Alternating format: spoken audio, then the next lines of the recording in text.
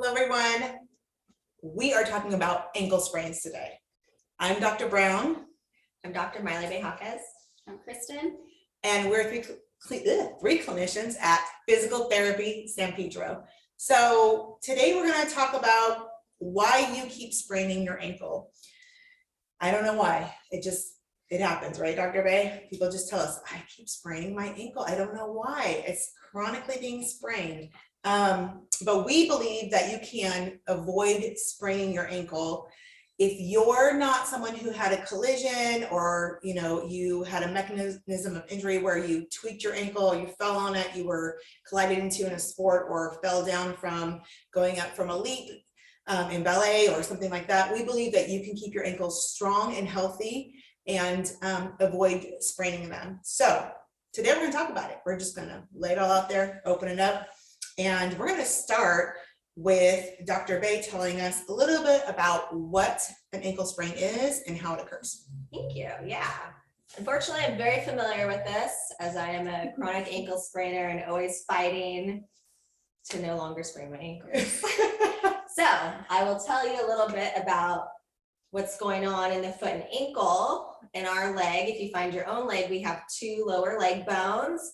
The outer one is called the fibula, the inner one is called the tibia, and where those bones attach to the foot, that ankle joint portion is where the big action happens for the ankle sprains that we're going to be talking about today. The lateral ankle bone, the fibula, has a ligament that stretches from that down to this bone in the foot called our talus.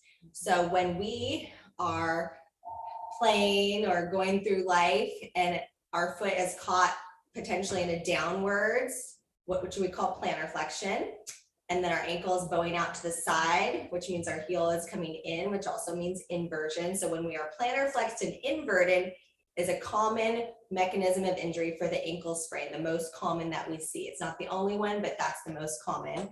It stretches, strains, potentially tears even the ligament called the ATFL, the anterior talofibular ligament.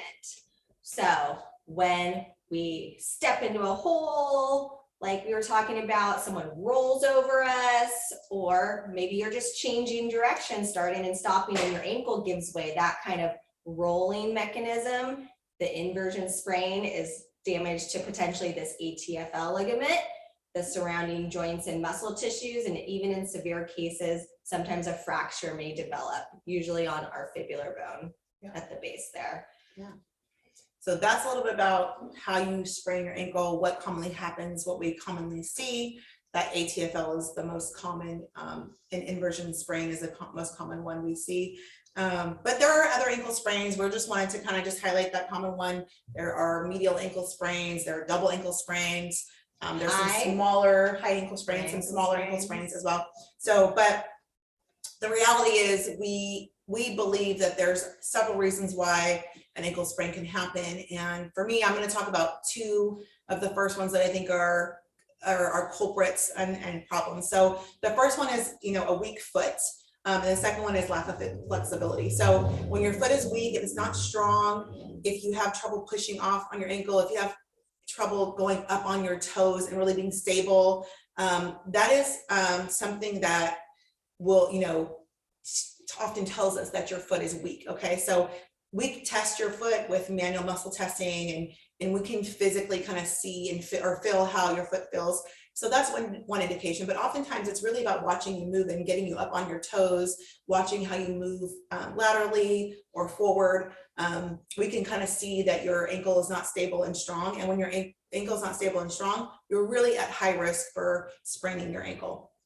So that's one of probably the one of the main reasons, and there's a bunch of other culprits as well. Another one is inflexible foot. So when you lack flexibility in your foot, if your Achilles tendon's tight, your calf is tight, which is a common one, or it's pulling on your foot, your foot's going to compensate and get the movement from somewhere. It's going to find it, and usually it'll find it in your ankle, and so that makes your ankle a little bit inflexible or overly flexible.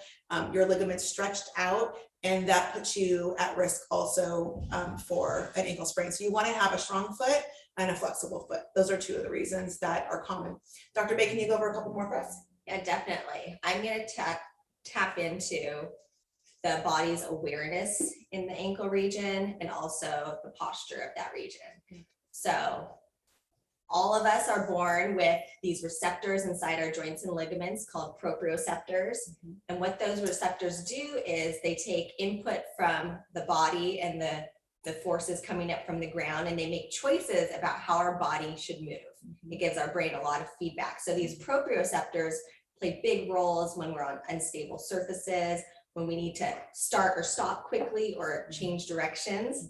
So when we have sprained our ankle, that has damaged these receptors.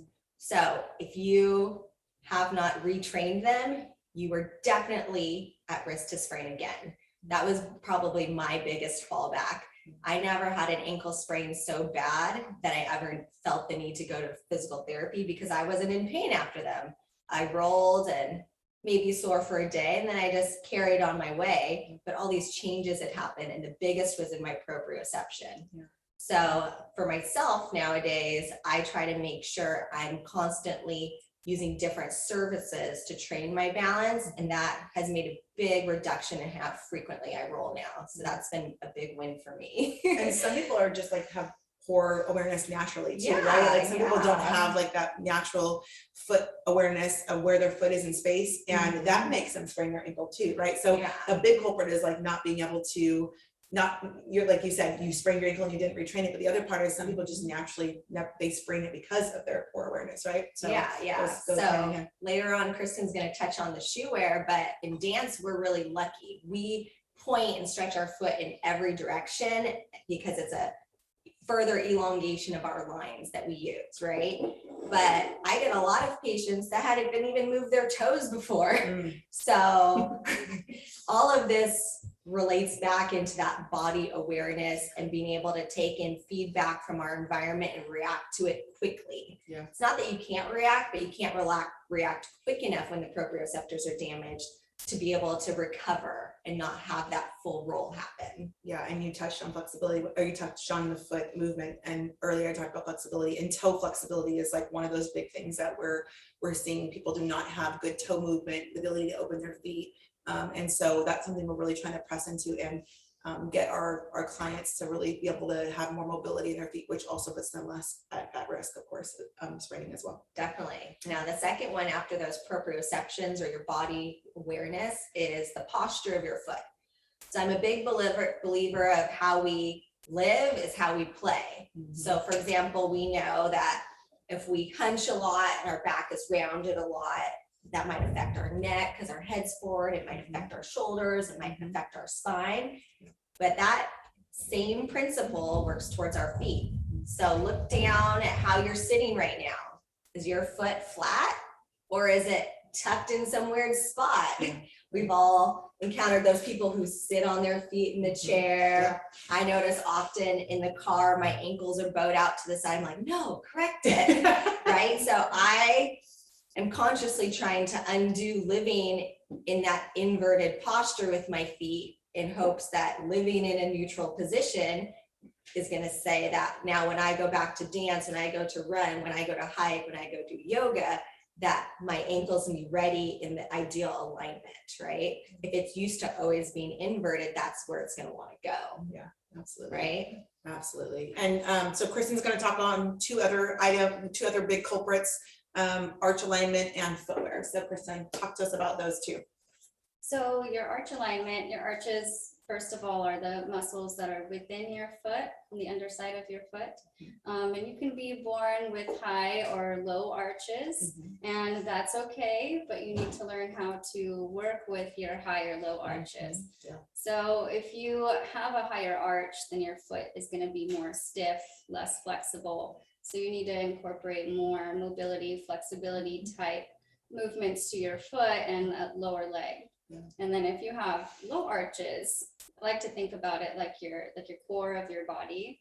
So if you don't have that arch support in your foot, then it's not going to really translate well into your movements or your exercises because you don't have support there.